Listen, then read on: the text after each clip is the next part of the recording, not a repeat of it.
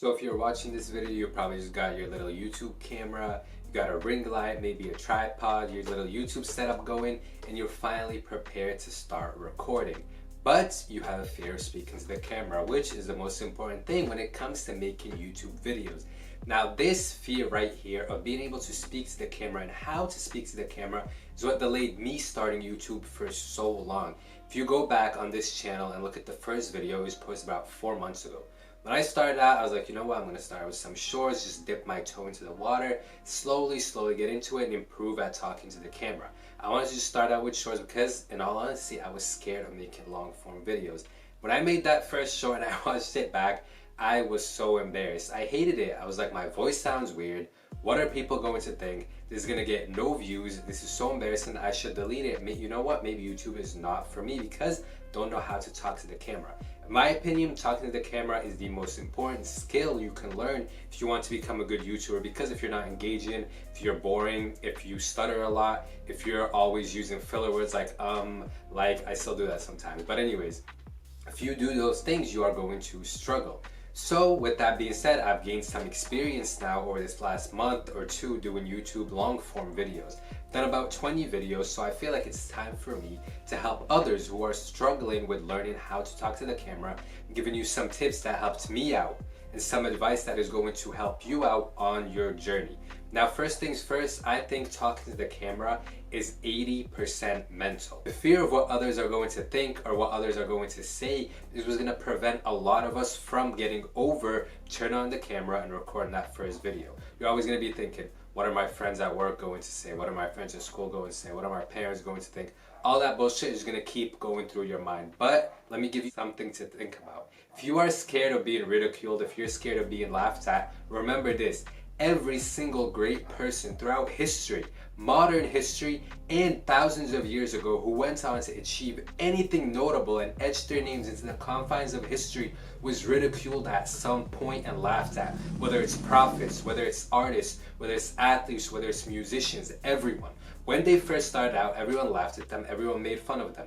Why? Because they were doing something that's out of the norm. Everyone else was too uncomfortable to do what they did. So how did they prevent them from going out and seeing what they can achieve? They'll ridicule you, they make fun of you a bit. Oh my god, like you see his little YouTube videos, oh my god, he looks so stupid on camera, he doesn't know how to talk to the camera, he's not gonna be a YouTuber. Every single great person was ridiculed at some point in time. Who are the people that were never ridiculed? The normal people who want to live a normal life, who never want to step out their comfort zone, who, when they're 60, are going to look back and be like, damn, you know what? I regret not starting that YouTube channel. What's the worst thing that could have happened? Some people could have laughed at me. They'd be like, alright, now let me start my YouTube channel. They're gonna post a video.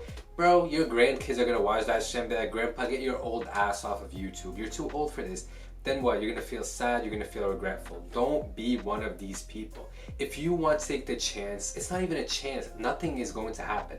No one is going to hurt you. There's nothing that can possibly go wrong by you turning on the camera, trying to speak to it. As bad as the video comes out, who cares? You want me to tell you something? No one is going to even watch it. It's gonna get 2 views. If you have a girlfriend, she's gonna watch it. If you have some friends, they're gonna watch it. If you tell your parents, they might watch it. That's pretty much it. Your video is not gonna go viral. Your whole school isn't gonna know about it. You know what? Don't even tell anyone at school. Let me tell you guys 3 tips that really helped me out when it came to getting better at speaking to the camera and getting my camera presence better. Now, before I say this, I want to reiterate, I am not a good public speaker. I was never a public speaker. I was never an extrovert. I was never one of those loud people. I was never one of those really talkative people, but I've still been able to find my voice here on YouTube.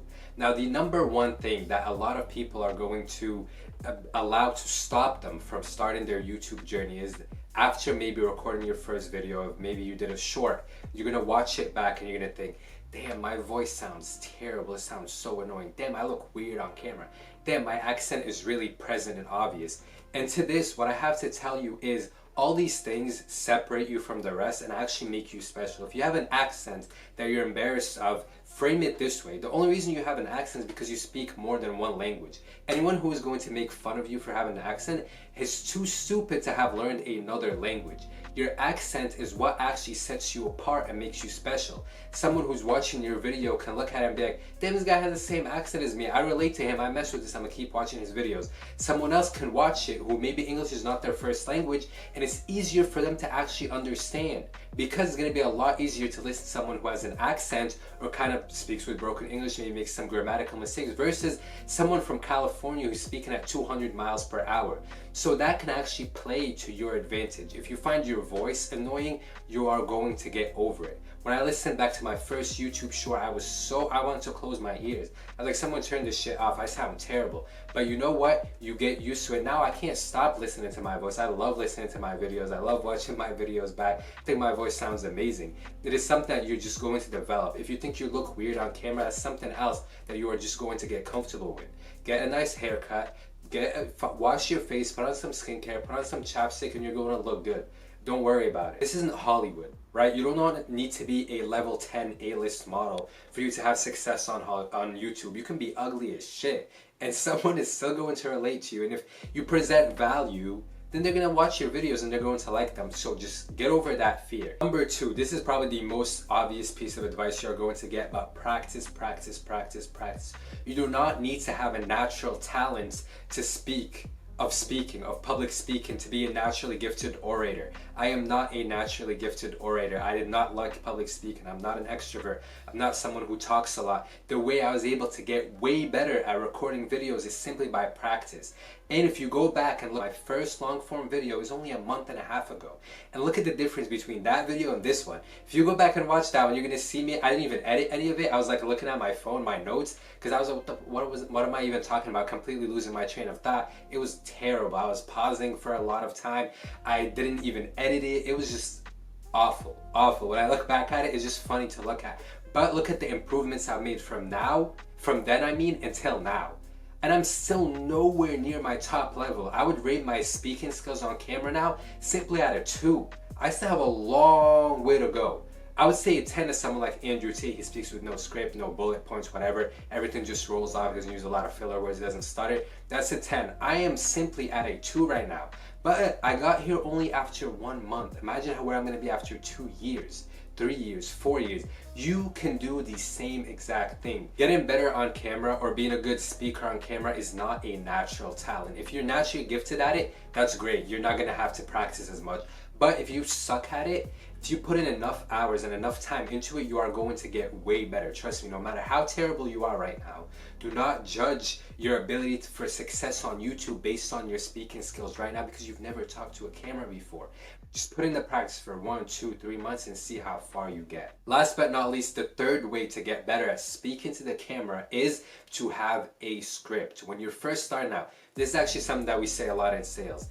You're never too good for the script. Actually, we don't say that. I just made that shit up right now. But anyways, a script is something that is going to set you up. If it's something new that you're starting out, for example, when I do my sales calls, I always use a script. Why? Because I am not a very seasoned or experienced caller. It's something that I am going to improve. So at first, to get over that, when someone answers on the phone stuttering and not knowing what to say, I have my little script. I read off the script, right? It might sound monotone, it might sound robotic, but it is the first step. If you actually look at the best actors, look at them reading their scripts when they first receive them. They sound terrible too, because they're slowly and slowly getting into that role and getting better at reading the script and performing that specific role. It is going to be the same for you. If you get on camera and you lose your train of thought, you get really nervous, you don't know what to say, make a script, because once the camera is on, you can just look at your script. Look at my first video again. Go back to it. I was literally stopping the video while I didn't even stop it actually. While the video was recording, I would just pause, look at my phone, my notes, what I had written down, and just read off of that. Step 1 is a script. Then step 2, as you get better, now I don't need a script anymore. I just make bullet notes so I remember some ideas or specific details that I want to mention in my video. For this video right now, I have bullet notes that I go back to look to if I forget what, like the special point that I wanted to make or to really emphasize something. I always look back to it, right? There's nothing wrong with it. You can edit your videos. It's 2023, we have advanced software. You can actually edit even if you make a mistake, even if you look down, even if you stutter, whatever it may be. So with those pieces of advice, guys, I want you to take that and I want you to actually put it to work. After watching this video, please record your first YouTube video. If you're so embarrassed of it, make it a private video so no one sees it. Although I would advise not to, just go out, post it. I promise you, no one is going to see it. And if people see it, what is the worst that is going to happen? Don't tell anyone at your school if you don't want to. Don't tell your family. Don't tell your friends. Just post it for yourself. The odds are no one's actually going to watch it if you don't tell your family and friends. That's the first hurdle that you have to get over. After that, it's easy, it's smooth. I was so uncomfortable. It took me years to record that first long form YouTube video. And I was so uncomfortable to do so. But look what happened after. Video after video after video. Now I'm genuinely passionate about it and I enjoy it. Came home tired from work today, tired from the gym. I was like, I gotta record my YouTube video because it's fun. So I made this video for you guys. But thank you guys for watching. Don't forget to like, to subscribe. And down below in the comments, I want you to tell me how you rate my camera speaking skills. Be completely honest. If you think they're terrible, just tell me. Make some points, things that I need to improve on, whatever it may be. Be honest. Thank you guys for watching.